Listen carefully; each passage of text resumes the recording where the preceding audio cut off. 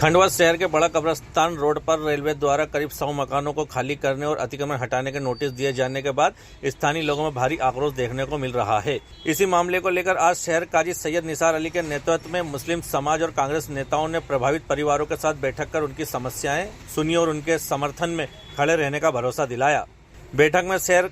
Congress committee अध्यक्ष प्रतिभा रघुवंशी, नेता प्रतिपक्ष दीपक मुल्लू राठौर, हाजी सलीम पटेल, पार्षद शब्बीर कादरी सहित कई जनप्रतिनिधि और समाज सेवी मौजूद रहे। स्थानीय निवासियों और नेताओं का कहना है कि जिस जमीन को रेलवे अपनी बताकर अतिक्रमण हटाने की कार्रवाई कर रहा है वह नजुल भूमि है और यहां रहने वाले कई परिवारों के पास शासन द्वारा जारी पट्टे भी मौजूद हैं। लोगों का कहना है कि वे वर्षों से यहां रह रहे हैं और उन्हें बिजली, पानी सहित अन्य सरकारी सुविधाएं भी मिल रही है।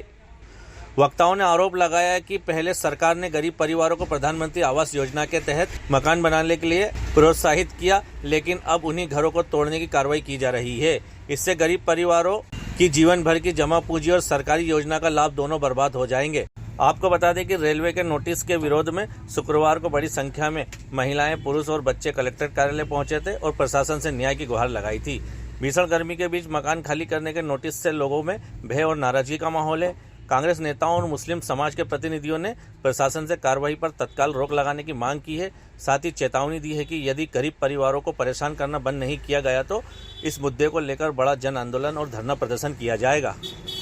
खंडवा की राजनीति में एक नया भूचाल आए दिन आता रहता है और वो भूचाल लाने वाले लोग कौन?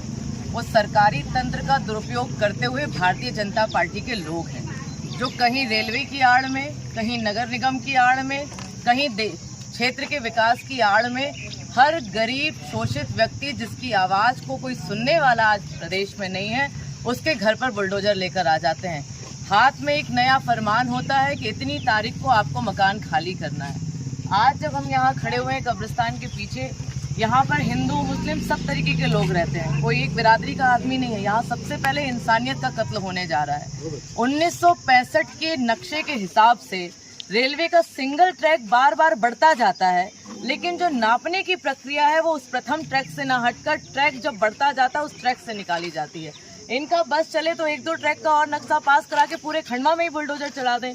हम आपसे प्रश्न करना चाहते हैं, जब पहले प्रधानमंत्री आवास के माध्यम से इन लोगों को घर उपलब्ध कराए थे, यदि इनके पास पैसा होता तो ये क्यों रेलवे में यहाँ पर बसते? छोटे छोटे मासूम बच्चे दिन भर ट्रेन निकलती है, कोताहल में जीते हैं, पैसा नहीं था, पट्टे सरकारी हैं और आज केवल आप विकास के नाम पे कि रेलवे का ट्रैक बढ़ाना है और ये रेलवे की जमीन और अतिक्रमण है, जो आज से 25 साल पहले नजूल की भूमि हुआ करती थी, प्रधानमंत्री आवास की भूमि हुआ करती थी, वो आपके रेलवे के विकास के बाद अतिक्रमण का हिस्सा कैसे हो गई? हमारी लड़ाई इस बात की है और मकान टूटेंगे तो कांग्रेस पार्टी और खंडवा का आम नागरिक, क्योंकि आज इन लोगों के पीठ पर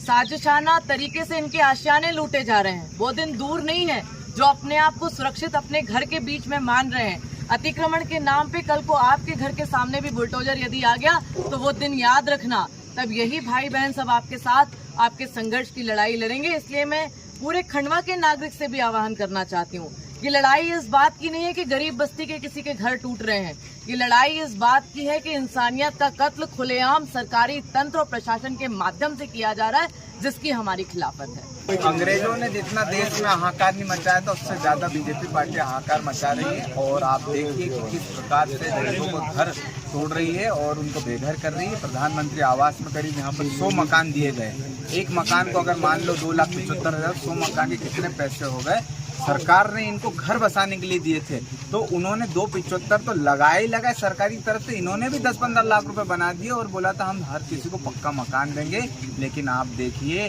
कि आदमी सरकारी पैसा तो 2,75 गए ही गए, जो जमा पूंजी से जिन्होंने अपना घर बड़े शौक से बनाया था वो भी उनका पूरा मिट्टी पलीत हो गया और एक तरफ से देखा जाए तो इनको बर्बाद कर दिया गया। रेलवे तो सिर्फ बहाना है, इनको बेशकीमती जमीन जो इसको बेचना है और इन्होंने रेलवे के साथ साठगांठ करके नजूल की जमीन को भी अपना हक बता रही है। और इस प्रकार से जो रवैया यहाँ के जिला प्रशासन का है और यहाँ के नेताओं का है और जो रेलवे अधिकारियों का, ये कतई भी बर्दाश्त नहीं होगा और आने वाले वक्त में अगर ऐसी कार्रवाई अगर नहीं रुकी तो फिर ये जन आंदोलन का रूप लेगी और हम इस पर सभी मिलकर हम इसका पुरजोर विरोध करेंगे और हम इन्हें कहीं पर भी इनको घरों को टूटने नहीं देंगे। रेलवे द्वारा बार बार खंडवा शहर के जो बस्ती के इलाके हैं उनके अंदर बार बार नोटिस दे के ये जताना चाहती है कि ये जो भूमि है ये हम लोगों की है, हमारी है, जिसके लिए आज जो है हम लोग यहाँ पर आए थे